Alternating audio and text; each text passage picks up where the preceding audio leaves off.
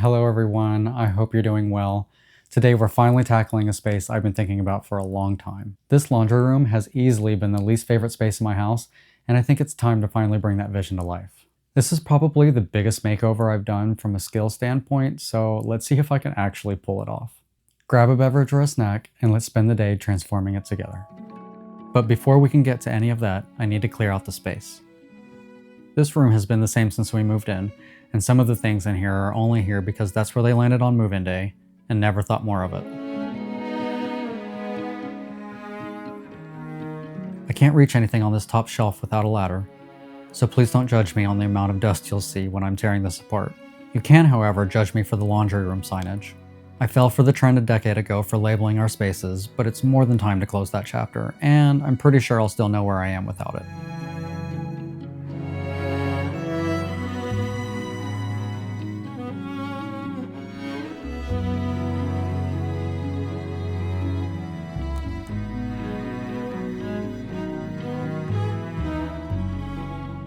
I'm realizing what a task this is actually going to be, and I didn't know where to start, so working my way from the ceiling to the floor seems to be the best way to tackle this.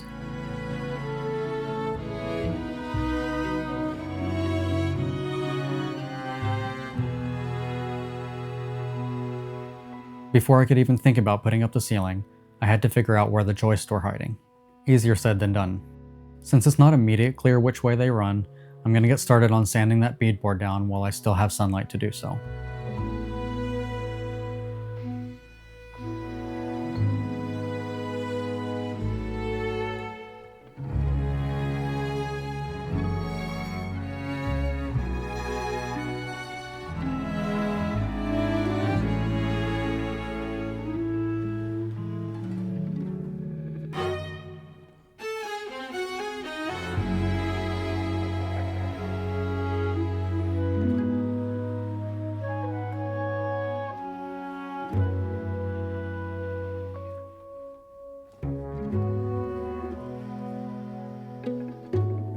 This ended up taking way longer than I expected. Sanding is one of those jobs that's incredibly satisfying, about 5 minutes in. With that behind me, I'm forced to come back to the space and confront finding the joists. I'll need all the space I can get, so the door will have to come off.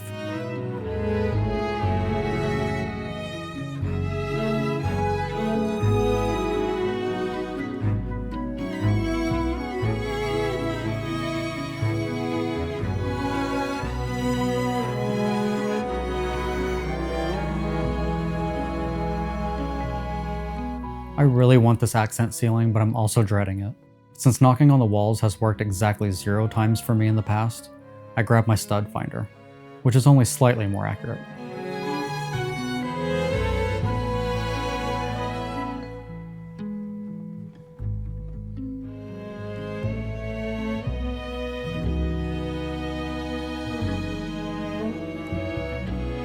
Once I was reasonably confident with where the joists were, I marked them with tape so I had a guide while installing the ceiling.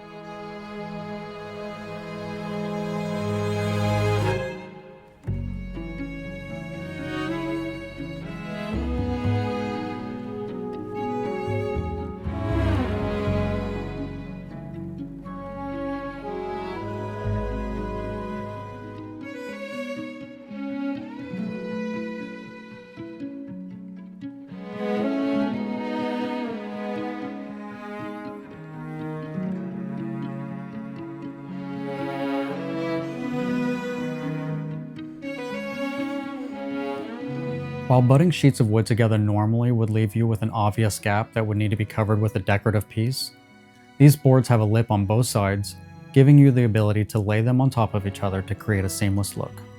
Here's my very professional drawing I'll be referencing.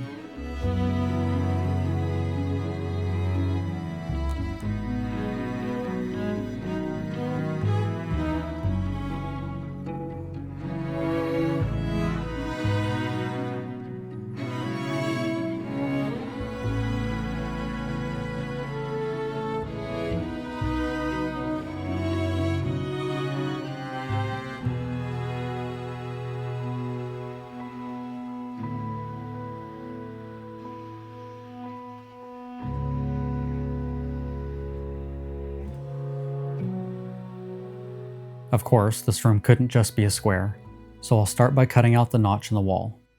Once that's done, I'll have an easier time measuring out the cuts for both vents and a hole for the light.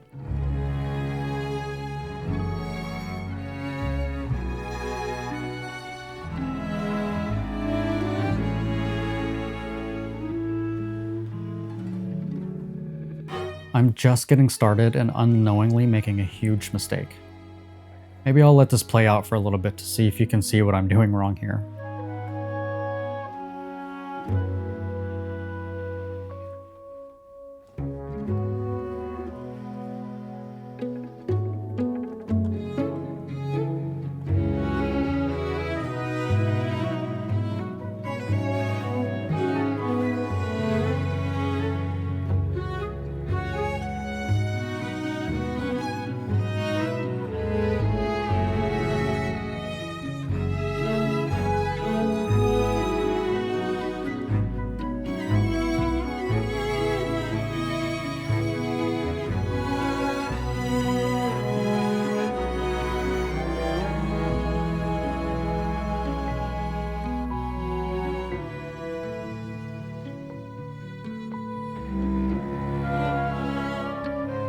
Since I don't own a multi-tool, the jigsaw was my best option here. It takes a little bit more patience, but eventually I got the shape I needed.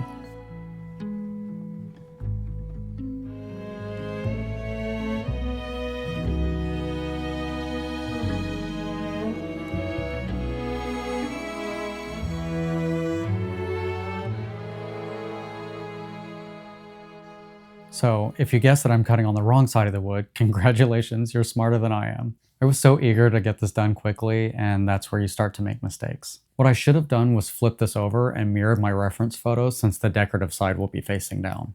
Unfortunately, there's no way to salvage this piece since I cut a giant hole in it, and the lip that I need to make the seam look flawless is almost all gone. I'll just chop it down and burn it in the fireplace come fall. I think they call this idiot tax.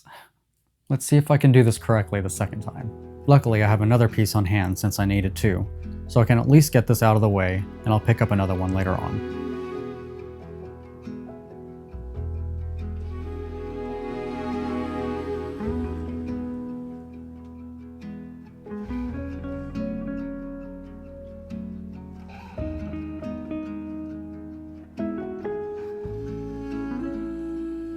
Hand sanding ended up being far more work than I expected, so I finally picked up an orbital sander. Ironically, it also left me with a cleaner finish and less splintering than sanding by hand, so I guess the upgrade was overdue.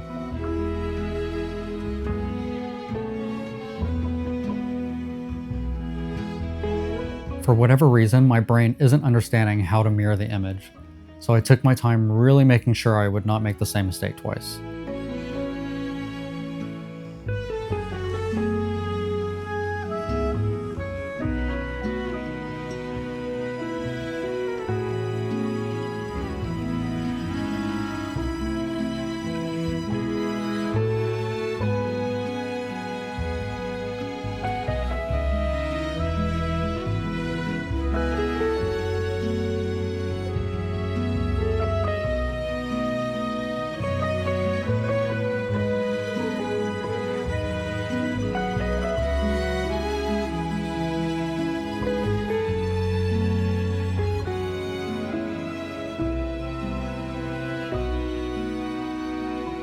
After I get that all cleaned up, we can start the staining process, which I'm most excited to do because it's something I've actually done before.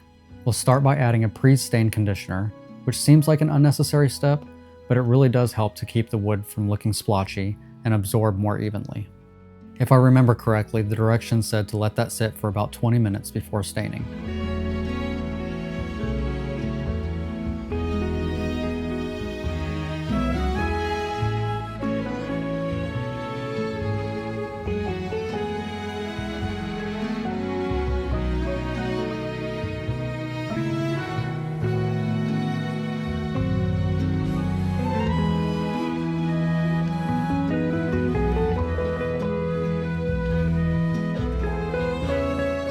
The stain I chose was Varathane's oil-based dark walnut that claims to dry in 1 hour.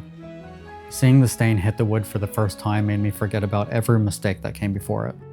After a little experimenting, I found that additional coats made a much bigger difference than simply leaving the stain on longer, and 3 coats gave me exactly the depth I was looking for.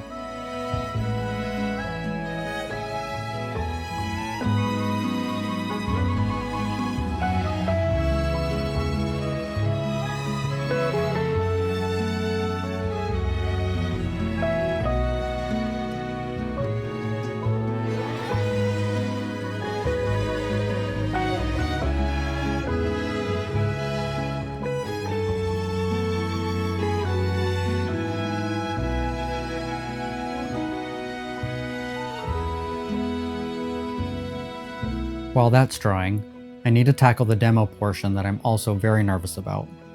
Not for the demo itself, but for the damage it leaves behind, undoubtedly creating more work. Scoring the paint and caulk with a blade will help to dislodge the shelves when hammering them out.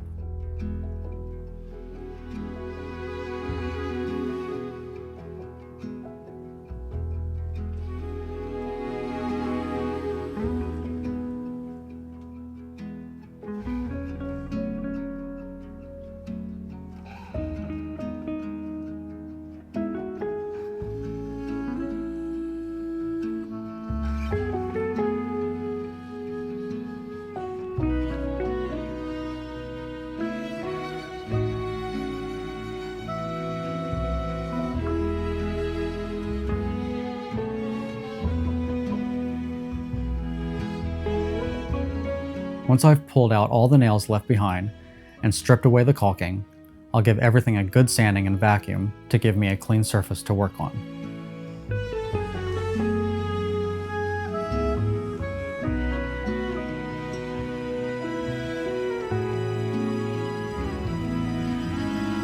I decided that before patching anything up, I could go ahead and install the ceiling in case I gouged the walls getting this up, and I most definitely did.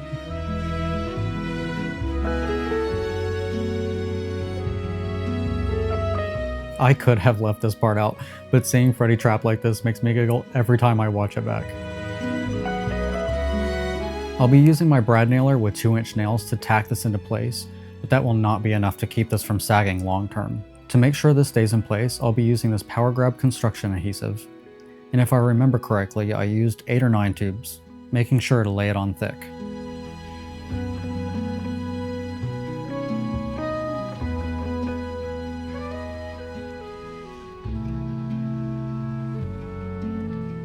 Installing this ended up being an absolute nightmare, and in the future I would probably use individual cedar planks.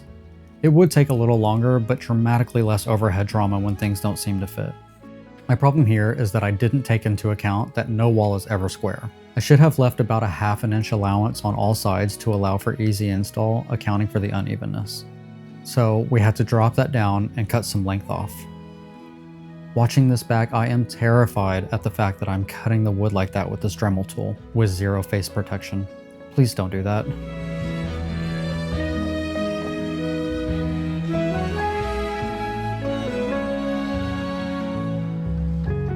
After getting that tacked into place, we go to install the second piece, just to find that I need to cut that 1/2 inch allowance lengthwise too.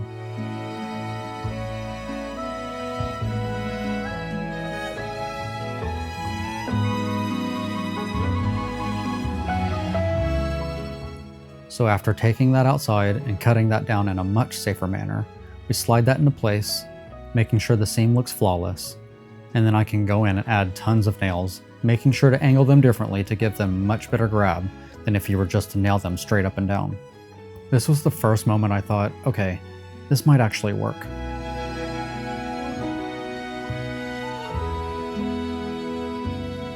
I cannot express enough how happy I am that this is done, and I'm going to take this time to reinstall the vent covers and install the light because these are easy wins and that's exactly what I need to keep me motivated.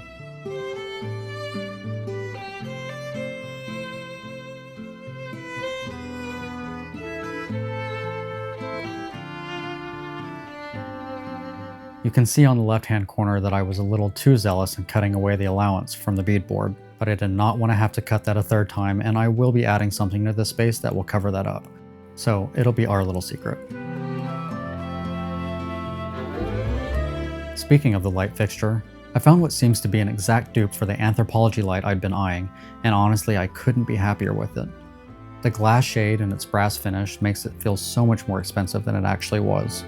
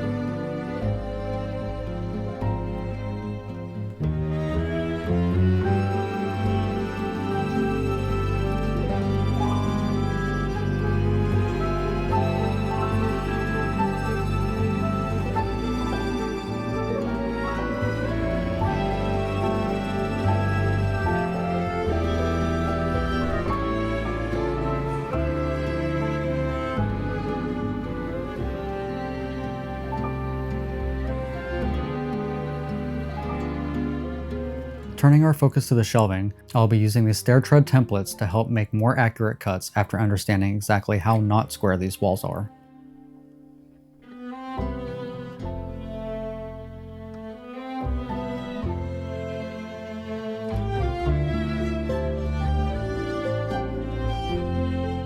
Once that's styled in, we can now transfer those measurements to our shelves.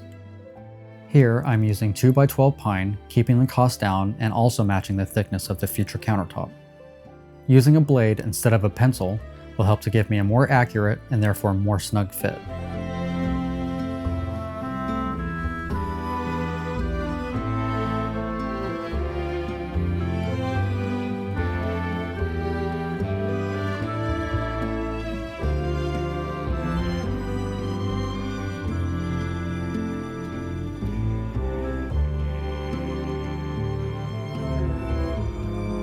Now we can give these the same two-step sanding process as we did the ceiling, and put those aside to start on the countertop.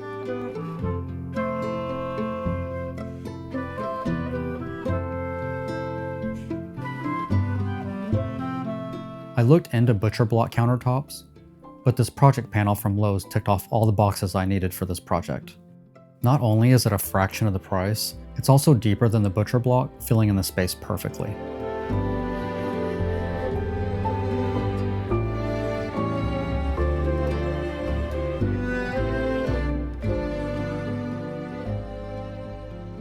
So you just saw me using that stair tread template to try to get the angle of the wall, and let me just say that was incredibly stupid of me.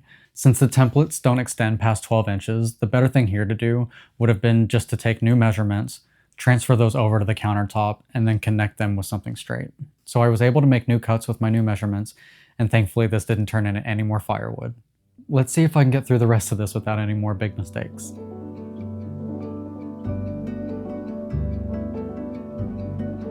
This will also get the same two-part sanding process.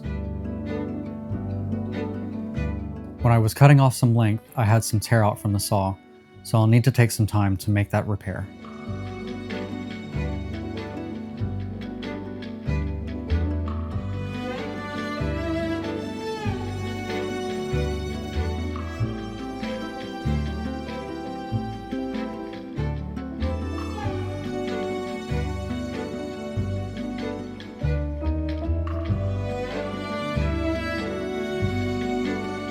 While that sets up, we can turn our focus back to the shelves, giving them the same pre-stain conditioner we used earlier.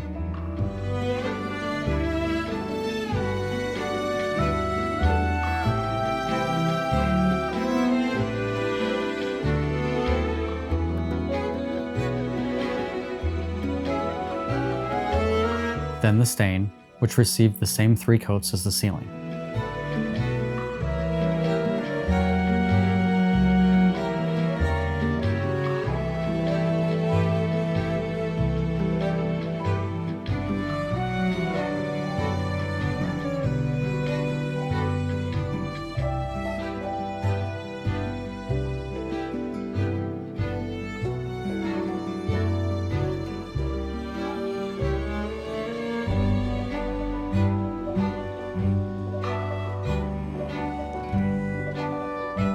Now that the countertop repair has had time to cure, we can sand that down to make that nice and smooth.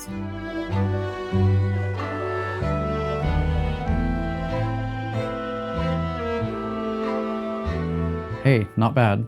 By the time you add stain, you'll never know it was damaged. Next, the conditioner, and you guessed it, 3 coats of stain.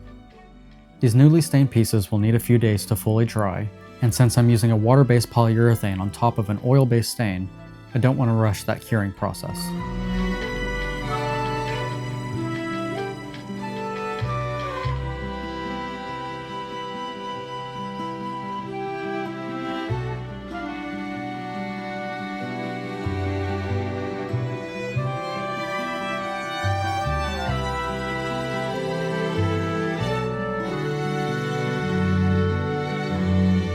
Now it's time to patch those walls from where the shelving once was.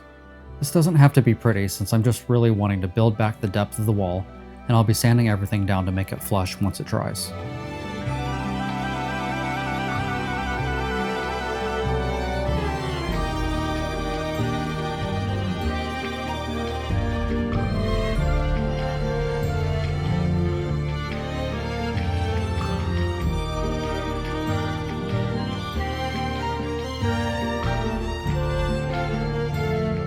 While I mull over how to add back texture to the wall, I'll be using these fill sticks to fill in the holes made by the nail gun.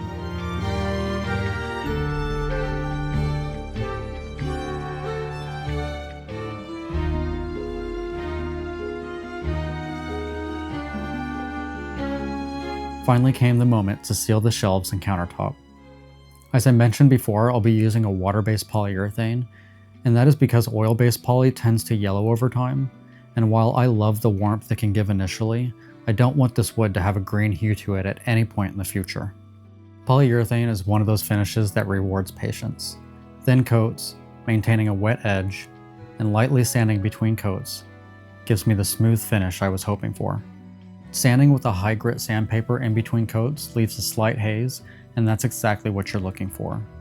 The last coat will not need sanding. Ultimately, these shelves received 3 coats of polyurethane. The same process will be applied to the countertop, with the exception of additional polyurethane. Since this will have more interaction with laundry baskets, bottles, and potential spills from harsh chemicals, this will receive a total of 5 layers of poly for an extra layer of protection.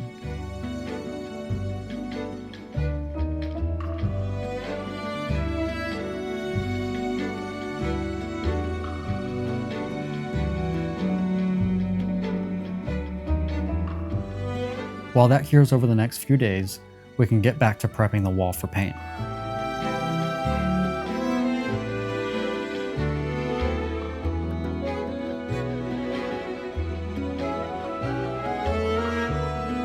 Looking back, I probably would have chosen the knockdown version instead, but once everything was painted and the shelves were installed, the repairs blended in surprisingly well. And hey, not too bad for my first time. Next, I'll add some crown molding, which I hope to never do again in this lifetime. If I was having a hard time with mirroring the ceiling, imagine how broken my brain was when I found out not only do you have to cut crown molding backwards, but also upside down. The firewood pile just got a little taller. And again, since the walls are not square, I will need to fill in the gaps in the corners with drywall mud. I love how it looks in the end, and not only does it keep the ceiling from feeling like a heavy cap, it also helps to tie in the other white accents in the room. The only thing left to do before we can paint is finish off that molding with some caulking and pre-drill holes for our floating shelf brackets. One side will attach firmly into the studs, while the other half will have to be secured using drywall anchors. And finally, the part I've been most excited to do, paint. I chose the color Mississippi Mud by Benjamin Moore and a flat sheen, and even though one coat seemed to cover everything wonderfully, I did ultimately do 2 to ensure durability.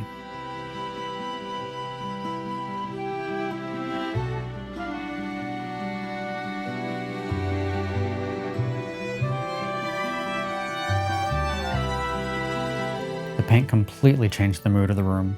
Up until this point, it still felt like a construction zone.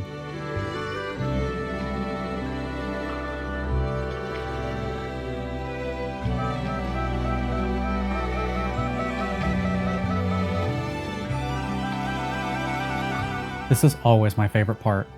After weeks of sawdust, mistakes, and second-guessing myself, I finally get to slow down and make the space feel like home.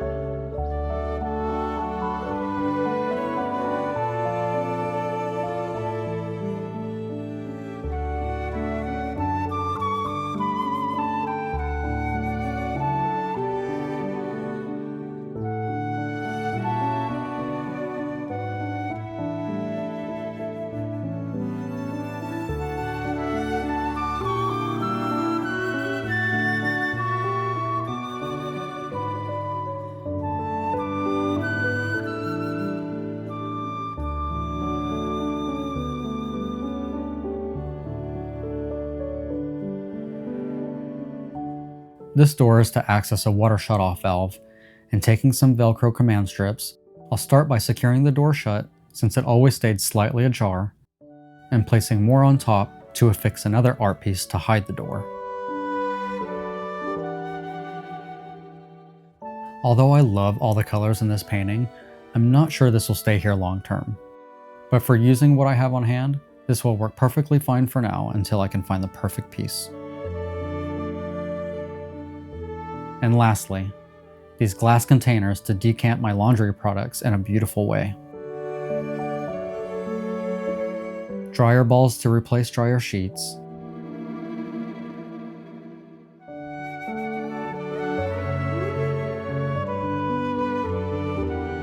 Oxy powder to replace liquid bleach.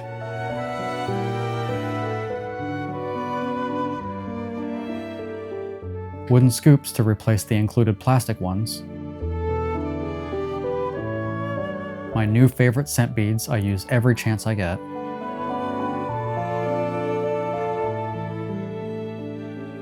And swapping out liquid detergent for the pod variety.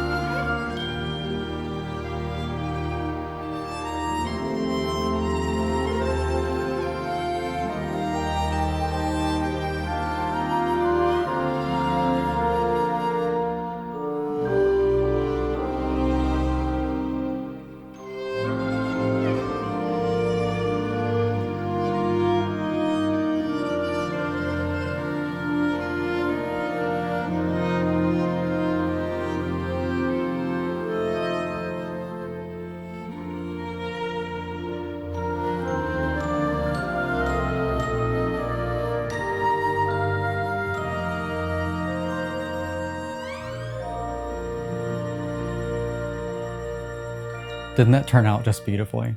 I've gotten some repeating feedback that it feels like a bar lounge, and I love that because it means I've conveyed the feeling of it being a fun space to be in. I started this project trying to turn my least favorite room into something a little bit more bearable, and somehow I've turned it into my favorite room in the house. I love laundry days now, and I know that's a weird thing to say, but I've achieved romanticizing the one thing I dreaded doing, so I could not be happier.